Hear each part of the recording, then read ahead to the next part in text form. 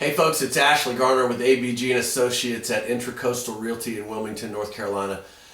Quick little video today so that you as a buyer or a potential buyer can understand a little bit about the way things work in the process regarding houses that are already under contract.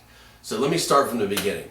So we put a house on the market for sale. It goes into the MLS. We put a sign in the yard. And it's now on all of the internet websites all over the world, and all the buyers are able to see it and all the brokers are able to see it. Well, in today's market, it's more and more healthy. It's healthier. So we see that houses that are priced well in good locations and in good condition, they're going under contract instantly. For example, this house that I'm sitting in today is 1907 Wrightsville Avenue. We put the house on the market. It's in fabulous shape. It's in a great neighborhood, the Carolina Place, and it was well priced. So we got an offer the second day it was on the market. Within 4 days of it being on the market, everything is signed and it's now under contract. Okay, so what does that mean? If you're a buyer, can you still come and take a look at this house? Can you still write an offer on this house? Well, the answer is yes, you can still do both of those.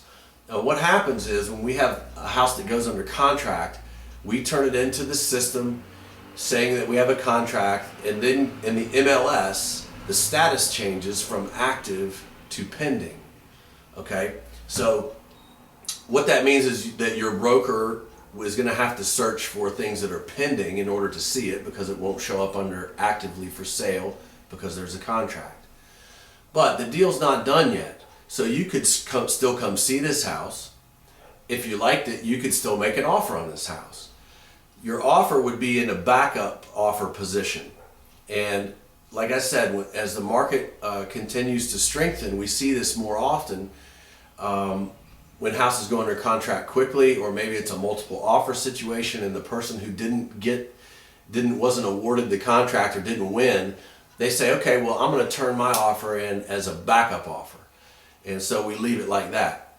So what happens then is you put a backup offer in, and then you would negotiate with the seller exactly as you would if there were no offer and no contract, excuse me.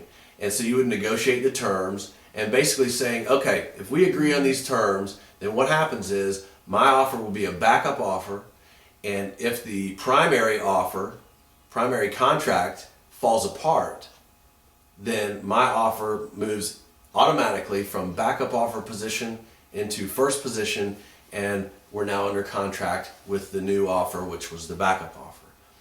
So now that plays in, you remember the due diligence period from some of our earlier videos. That's the period of time from the beginning at the day it goes under contract until whatever's negotiated and the buyer has the opportunity to obtain all their financing, do their inspections, get an appraisal. Those are the most common areas that we see a pitfall, if there is one, that would make the contract fall apart. So you get your backup offer in during the due diligence period, and if for some reason the house doesn't appraise or the buyer's financing doesn't work out, or maybe there's a repair issue that is not able to be negotiated satisfactorily between the buyer and the buyer decides to terminate the contract and they're out. Now your offer moves into first place. So it's an advantage, because if the contract does fall apart and there are no backup offers, then we put it back on the market. Now it's active again and all the world sees it again, and now you're back into that competitive situation. So if you put the backup offer in, now you're sitting there in backup offer second place. If something falls apart, boom, you're instantly in first place.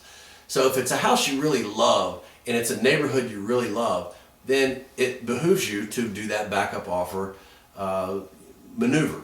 And sometimes it's hard when you see a house, you don't even want to look at it because you're afraid to fall in love with it if you can't get it.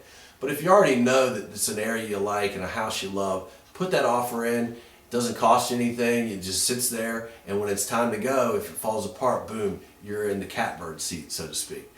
So it's a little tip on how to work the process.